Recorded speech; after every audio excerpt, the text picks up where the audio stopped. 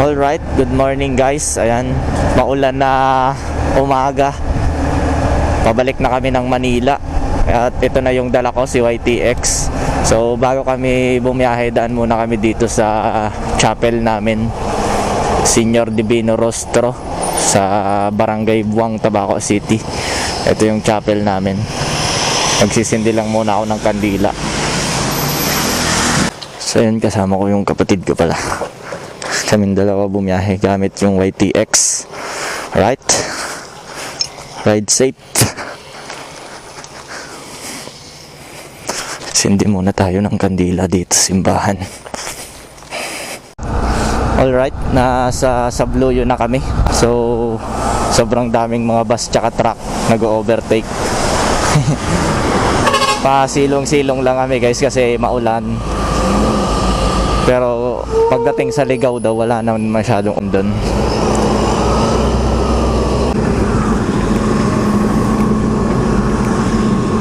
Alright, update lang guys. Nandito na kami sa Tuburan. At magagas na ako. Grabe, 66, 67.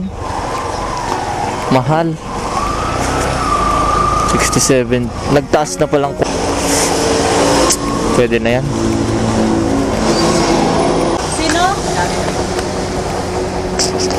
Gas muna tayo ng 200 lang po. 200 po? Oo.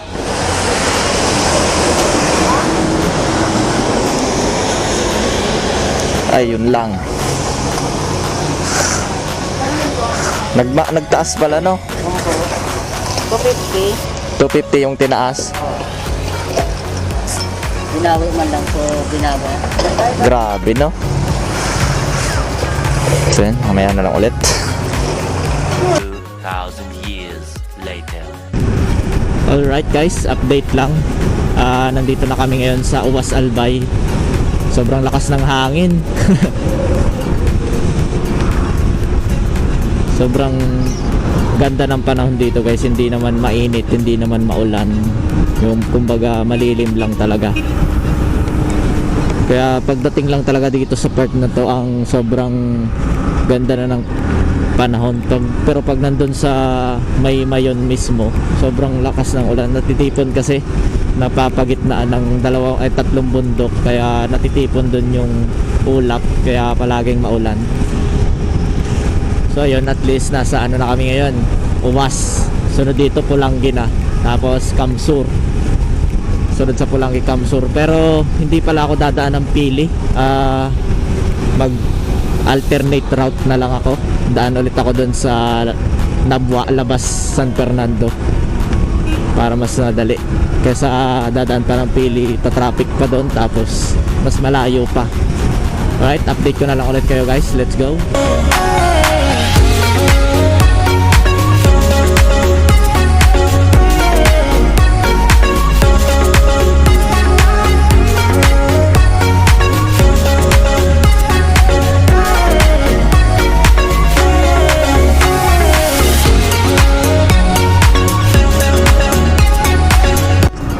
Alright guys, update lang. Nandito na tayo ngayon sa boundary. Itong tulay na to yung boundary ng Albay. Tapos pagdating dito, basa na yung kalsada. At ayan na, welcome to Camarines Sur. Ayan. Pumasok na tayo guys sa Camarines Sur. So malapit na dito yung Nabwa. Kumbaga bato muna, tapos Nabwa, tapos hahanapin ko na doon yung alternate route. Medyo basa na dito yung kalsada. Pagdating namin doon sa Tuburan hanggang Pulangi, sobrang tuyo yung kalsada, hindi man lang umulan. Tapos dito medyo basa na naman. Alright, let's go. Nagbibiro lang ako. Alright guys, update lang. Nandito na kami sa Nabwa. Kita nyo naman kung gaano ka-traffic yan. Kaya kahit nakamotor, nakakangalay din. Kaya dito na kami dadaan sa alternate route. Kaso hindi kami dito lumabas talaga nung kaibigan ko. Sa kami lumabas?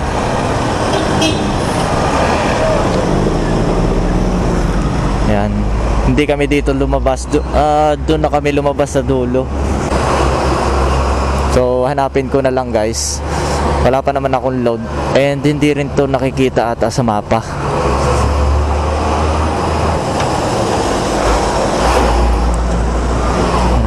Iba talaga to. Siguro may daan din dito. Hanapin ko na lang. So ayun guys, update ko na lang kayo mamaya maya. Magtatanong-tanong muna ako tsaka maglo-load ako. So ayun guys, ibang iba yung nadaanan namin nung pauwi ako. Nung pauwi pala ako dito sa Bicol, hindi kami dumaan dito. Nakalampas ata ako. Pero sa napagtanungan namin, meron din naman daw na daan dito papuntang Bula, Camarines Sur. Tapos ang labas nga daw is San Fernando, kaya hanapin ko na lang din. Pero sa naalala ko, wala talaga, hindi kami dito dumaan ng kaibigan ko. Medyo iba talaga, hindi sa akin familiar yung daan. So kasama naman natin si Magta at magtatanong na lang tayo. So ayun, hanapin ko na muna guys, update ko na lang kayo mamaya. Let's go. A few inches later. So ayun guys, pagdating nyo pala dito, hanapin nyo lang yung way na may nakalagay na to Bula, papuntang Bula, Camarines Sur. Tapos yun, dire-diretso na daw ito. Hindi sa akin familiar to, ibang daan to, hindi kami dumaan dito nung pauwi. At ayan na nga, umuulan na guys. So update ko na lang kayo. Tanggalin ko na muna yung camera dahil mababasa. Ito nga lang guys ang dadaanan mo pag nandito ka sa alternate route. Bundok talaga. Ayan, pakurba-kurbada. Sayang di ko pala nadala yung kalapate. Ayan, bundok talaga dito. Pero mas mabilis yung biyahe compare doon sa main road ka dadaan. Mas malayo na, mas matagal pa traffic.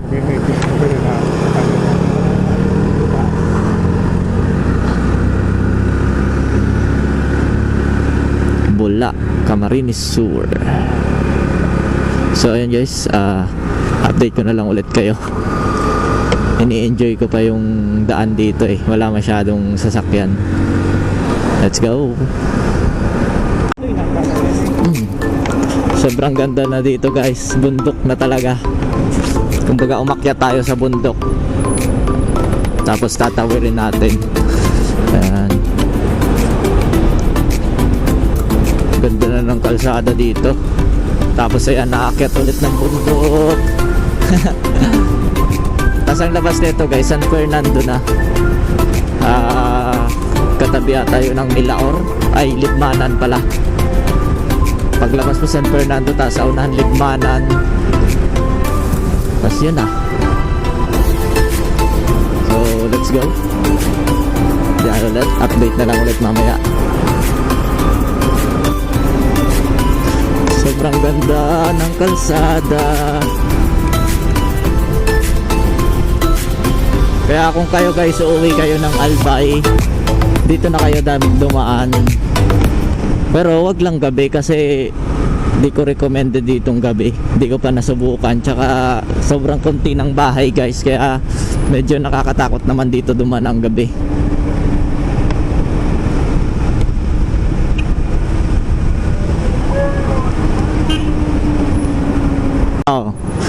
So ayun guys, nandito na tayo sa San Fernando. Ito na yung exit ng alternate route. Ayan San Fernando. So kita mo naman na traffic yan. Kung dyan tayo dumaan sobrang traffic talaga dun guys. Grabe. So sobrang bilis lang ng biyahe guys. Wala ngang isang oras dun sa alternate route. Pero kung doon tayo dumaan sa main highway talaga, main line talaga, matatagalan tayo. Aabutin tayo ng isang oras. So buti na lang talaga na-discover ko yung way na yon. Kaya ayun, napadali yung biyahe natin. So update ko na lang kayo guys. Sunod dito Libmanan na. Let's go. Alright guys, update lang. Malapit na kaming Sipokot. At sobrang lakas na ng ulan sa dun sa dulo, kaya kailangan na namin sumilong at tanggalin ang camera dahil mababasa. Hanap na tayo ng masisilungan guys, sobrang lakas na ng ulan. 2,000 years later. 6.5 hours later. A few inches later. Day 2, day 3, day 4. Alright guys, update. Nandito na kami sa Gumaka. So, kung mapapansin nyo, sobrang layo nung distance ng last na natigil yung aking video. Sobrang lakas ng ulan, as in dito lang talaga walang ulan sa Gumaka. Kahit nga sa Lopez, Calawag, maulan talaga. Pagdating lang namin dito sa Gumaka nung snack na kami, ayun, hindi na siya maulan, kaya naikabit ko na yung camera. Time check is 5:15 na po. Sobrang tagal ng biyahe namin kasi pasilong-silong kami dahil nga sa ulan. And ayun, at least ngayon nandito na rin naman kami. Sana hindi na tumuloy ang ulan, pero basang-basa po ang buong damit, yung sapatos ko nagkasira-sira na dahil sobrang daming putik. Tsaka dumaan kami kanina is Andaya, hindi naman kami nagdaet. Hindi naman kami dumaan ng daet, kaya ayun, medyo madali yung biyahe. At so far, biyahe na ulit kami ngayon. Sana tuloy-tuloy na yung magandang panahon na yan hanggang Manila na, para tumuyo-tuyo naman yung damit namin. Kaso ang problema nga lang, sobrang lamig na yan mamaya kasi padilim na guys. So okay lang naman kahit padaling araw makarating. Ang importante, safe makarating.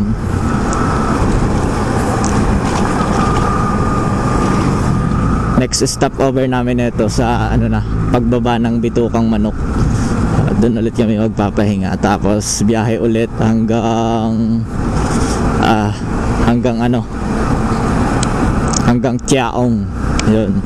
Yun ang mga tamang stopover. Tapos pagdating naman sa Tiaong hanggang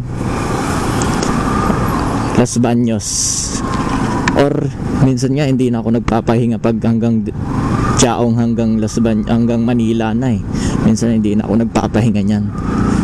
Kumbaga mag-iihi na lang, CR na lang talaga yung pahinga. Yun na lang.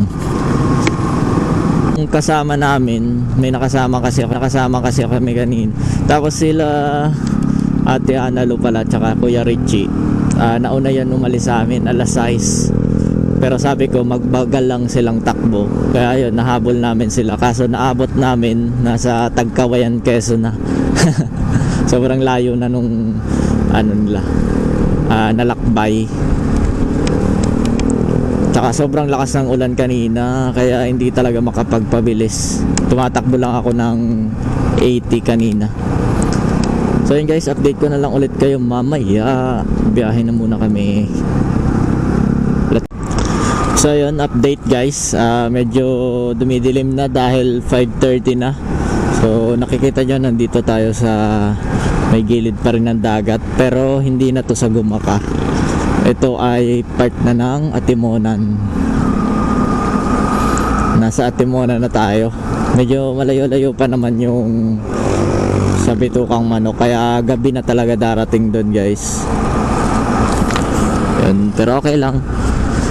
Hindi naman tayo nagmamadali at malakas naman ang mga ilaw ng motor natin, kaya walang problema kahit gabihin. Ang kalaban lang is yung antok, lalo na pagdating na ng Los Baños. Doon talaga yung part na nakakaantok na talaga, kaya kailangan magpahinga. Alright guys, update. Ayan, malapit na kami umakyat ng Bitukang Manok. Ayan yung pakyat, kaya lang umuulan na guys. Magtatanggal na naman ako ng camera ko sigurado. Umuulan na kasi. Ay, ito na yung pakyat guys. Sana walang kasalubong. So gabi na guys, kami nakarating. Samantalang nung naka-smash ako, umatras, hindi marunong yung driver. Dapat kasi dito pa lang primera na nagcambio pa, kasi rinig na rinig eh. Yun ang problema kapag hindi pa masyadong bihasa sa biyahe yung driver, lalo na kung aakyat dito.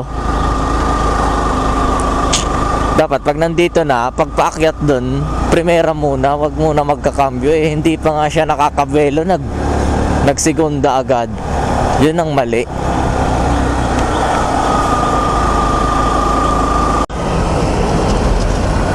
Alright guys, ayan, update.